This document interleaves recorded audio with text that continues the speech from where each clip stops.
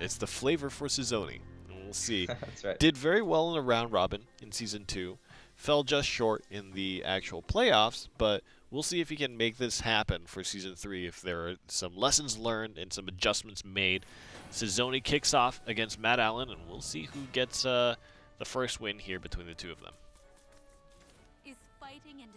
All right, so he actually doesn't lead with his Conjuring Force. I'm surprised.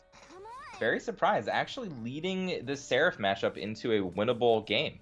What do you think about this? Bringing Shadow first when you didn't ban Haven, or you might think that your opponent would bring Haven first. Well, the thing that surprises me the most is if you're playing a Conjuring Force deck, I think that's your like signature. That's like the main character's thing that everyone like tunes in to watch. So not leading with it is really interesting to me too. To take a closer look from at an the RP standpoint. Especially from an RP standpoint. But taking a look, this just looks like a very value-oriented. Got a couple of slotted cards like Erd and the like, but otherwise, just a mid-shadow list with a couple of tech choices. I think it could handle this matchup just fine. But as we had been mentioning before, I think Conjuring Force had a really, really good position here. Yeah, and we do finally see. You know what, Sizouney, you always make me happy every time you bring a deck. He is a player that decided to put Phantom Howl back in his deck, and I think it's awesome. I think Phantom Howl doesn't see enough play. I think it's still really good and very underplayed. I don't care if it gets rid of your shadows. It can just win you a game. I actually have a question about that. While I also love Phantom Howl, I've noticed he only runs one copy. He also only runs one copy of Odile. He also runs only one copy of Erd. How do you feel about cards like this, which have a lot of really important synergies or play important roles, run just in a single copy in decks like this? So this harks back to when, I've been playing card games for 20 plus years, right? I know card games inside and out. When you know exactly how your deck is supposed to function, it becomes a lot less of, oh, this is a one of, this is a one of, this is a one of. And it becomes more of, this is the type of effect I want, and this is the time frame I want to draw it in. So, for instance, if I'm only playing one O-Dial, maybe that's on the back of 2 Death's Breaths, and now I have 3 6-drops, and that's how I look at it. It's not that I'm playing one O-Dial, but 3 6-drops, and I want this effect to maybe happen around this time. I want one Phantom Howl, so I have the option in the course of a long game, like having one Deathly Tyrant, to just win the game, and sometimes it can be used defensively to clear the board. So it's about how you think about how they interact with your deck, and less about, oh, that's a random, that's a random, that's a random, and just for fun. You know what I mean? Like, there is a rhyme to that, a rhyme and a reason to that. I think it's really interesting to see that come from Sizouney, because I don't see I don't often see players sort of build even like that. I've seen cards in the past, like situational things that aren't useful in every matchup, like Odin, or otherwise run as one-ofs, but to swap out a copy of a card that would have otherwise been a playset for another option is something that I admire very much. I think that's very, very cool to see. Yeah, it's literally how I've built decks for, since I learned about how to actually think about it. I actually adopted it from the Japanese. I saw a lot of deck lists just like that, like where it was just like, why are they playing so many one-ups? But I mean, once you play card games for a very long amount of time, you just start to understand why that's a realistic possibility. Like, maybe I want to run 2 Priests of the Cudgels and 1 Tina as my 4 slot, so I can have that option there. It's not going to come into play every game, but it just gives you more flexibility within the bounds of a 40-deck card limit, right? You want to have options to everything, especially when you're playing control or mid-range, just so you can deal with more things, especially if you don't know the metagame you're going up against, and you have room to do that if you're willing to take a few, chances with how you build your deck. That makes a lot of sense. This is an amazing turn.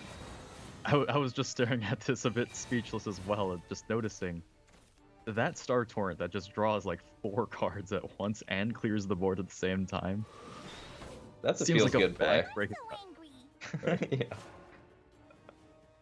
That's a feels good play. Sorry, so we interrupted what you were saying. Oh no, honestly, I lost my train of thought after watching him draw 4 cards there. Fair enough. Fair enough.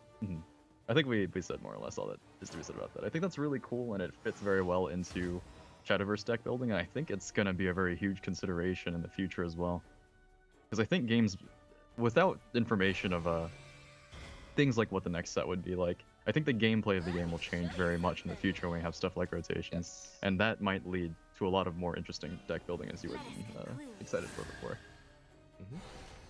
And interesting, Madalan went up to max hand size, overdrew a Priest of the Cudgel, which would have been absolutely perfect for this turn, so I'm sure he's not feeling great about that one. But does have a ton of removal left over, and it's realistically, can Sizouney keep filling up the board every turn to pressure that board wipe? Pressure everything that Madalan has, really. Here we see a pretty fantastic use of the O-Dial. He doesn't have to commit the Thane here, which wouldn't really provide him all that much value into a board state like this. Gives him the flexibility to just evolve face here and deal a lot additional. And there's a card in hand that I see over there called Phantom Just Howl. one copy. What does that do? It will create lot of 5 damage. tokens to deal, 5 extra damage during the course of this game that otherwise wouldn't be able to be dealt by most of the Shadow decks. They'd have to be incrementally valuing up with either Ektars or Thanes. Phantom Howl can literally just end the game when Sizouney gets to that point. And realistically, it means that if Seraph ever comes down and there isn't like life gained or a ward put down or something like that, I think Phantom Howl can just win the game.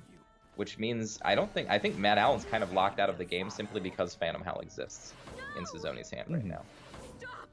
I agree with that evaluation. I think another game that actually demonstrated this really well was earlier when we saw Sheepy have to play around or when he had to play under the threat range of just a Tyrant the whole time that didn't have the Necromancy. Well, if he had not been running Tyrant, then that entire game could have changed. The way he had to play could have changed. And that's what Phantom Howl can do too, in that it's a card that just provides that single option of being able to threaten that much damage at any time.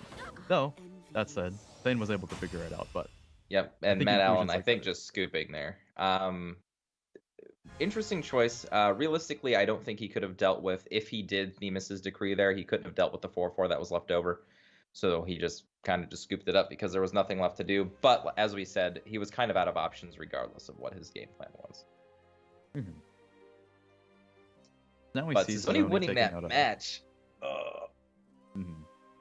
Now he's got his Conjuring Force to play up against this Haven deck. I'm not feeling good for Madalan here. He's gonna have to learn the lesson everyone else learned last season. I feel bad sometimes for Seraph because it seems like one of the most straightforward and simplest even sometimes to complete combo win conditions of the game. But it has just like fallen into a position where it's so hard to pull it off against anything lately. It really just feels like you get lucky to pull it off. It's kind of like old D shift before, like I guess not the oldest D shift, but like middle D shift, where D shift is just something you played for fun, and when it went off, it was nice. And I think that's kind of the position Seraph's been in for a little while. Even with cards like Globe to make it more consistent, it's realistically just cards and decks just became so powerful that they can pressure you so often and for so long that you can't really ever play Seraph.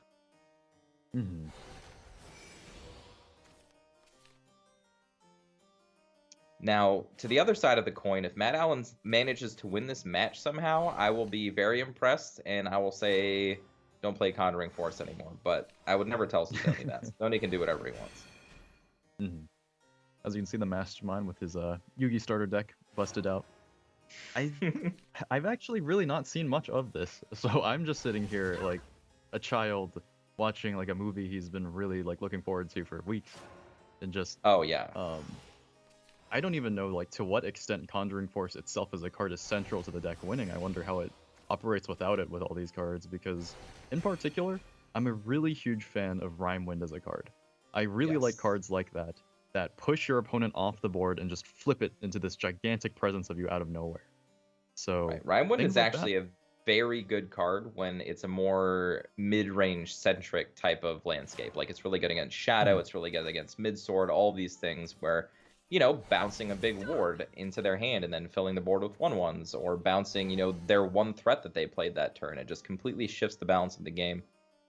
But we learned last season that Conjuring Force is actually not even needed in the deck. I think out of all of the games he won with Conjuring Force, maybe one of them, if any, was even on the back of Conjuring Force. It was mostly just through direct damage and Blade Mages. So it's in the deck because you might need it, but realistically, I don't even think you need the card anymore. I think that's actually really cool and goes back to it again of if Conjuring Force is in the deck somewhere, it doesn't mean you need it to win. But having it as that option adds a certain inevitability to the deck. If you have to play a really long game versus a deck like Seraph, then it just offers you the ability to find it, and then that's it. That's your extreme advantage you have in that matchup. Right. And mostly it's to fight off specifically decks like this that have life gain in them. Because it doesn't have a great way to always get past that 20 to maybe 23 threshold, especially after like a Curate or a few Healing Prayers or something like that, sometimes you do need a card like Conjuring Force just to push for that little bit extra. You see the emotes coming out. Madalan not having any of it. He's got a serious face on. Doesn't look like he has a particularly good play to go for here other than just to evolve into the Hound. He has a Seraph, but not much to do in the meanwhile. I think this is where we see the big advantage of Sizouney's type of deck, where in order for Seraph to survive against most lists, especially aggro and mid-range, it needs to play a lot of removal. And Rune is a class that is really difficult to nail with a lot of value and removal because they get value out of their cards like Levi, and then don't really care about keeping the body afterwards. Right, I think that's actually one of the biggest strengths of Rune in general, is just the many different ways you have of playing it don't often lend well when you're trying to play against it realistically. Like you said with Haven, like, you know, Tribunal's normally a star, Themis' Decree normally a star, you know, even Black and Scripture, all of these just straightforward removal spells. It doesn't really matter when you're playing against any type of Rune deck, right? When you're playing against D-Shift, Daria, you know, old Daria, the new, you know, decks that we've seen today, even Conjuring Force, they just don't do anything, right? Or at least enough. At the very least, we're seeing Madalan able to shoot Sizouney down to half his remaining defense, just with 2 hits from this bird. But I think here comes in a bit of a strange issue with Seraph, and then how much does that damage actually mean when your win condition is completely Right. agnostic to your opponent's life total? Right. And then this is kind of just like filler turns. This is like Sizouney saying, you're not going to kill me with that, now you have to deal with my board. Realistically, Star Torrents on top of Themis' Decrees means that Madalan has plenty of ways to deal with this. But I don't think Sizouney cares. I think he just cares about the spell boost that the Rhyme Wind added to the rest of his hand. This actually reminds me of, strangely enough, these snowmen, they remind me of Sea Queen Otohime and the same effect she used to have on players back in the day. Of even if Madalan has an answer, something that just deals with everything at once like Star Torrent, that doesn't really bother Sizouney at all because he didn't commit very much into having a full board. He just played a single card and he already got the tempo swing off of it. And here we're going to start. Real quick. Sizouney is going to start going off here. He's got the Fate's Hands built up. He's got the Blade Mages. He's got the Daria now. This is like time for him to push. He doesn't have to do it this turn, but he's right there. That's really interesting to me too, because I think a lot of people who haven't seen him play this before, myself like somewhat included, we don't really get immediately that this isn't all built around Conjuring Force. So I think what I was just trying to say before was just even the Conjuring Force being in the deck threatens Madalan to the point that if he doesn't keep answering these efficient one-card board floods, Daria itself or herself may count as one. Then at any point, anything you left up might just be what he needs to kill you with. Right.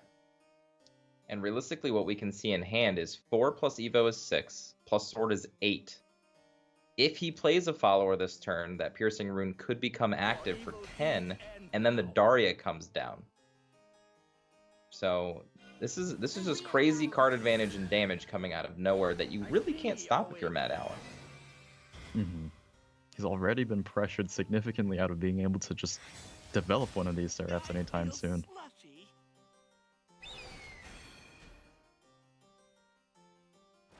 Madalan doing the appropriate thing and clearing everything off the board. I saw Sizouney looking like he was just laughing maniacally for a second there. He probably was. An expression like he's clearly having his own fun with this. Yeah, and he drew the magic missile off the top, so we already know he has 11 straight damage, even without the Daria. And there goes the maniacal laugh once again. Now that's just still so interesting to me, because I guess I've already beaten this point to death, but we see Conjuring Force, but it doesn't really need that. It's a tempo-based rune deck, a lot of cards that put on a lot of pressure, and it just works. Whenever Sizouney wins, he just seems so elated. Look at Well, him. he look at the decks he brings and wins with, and people don't ban.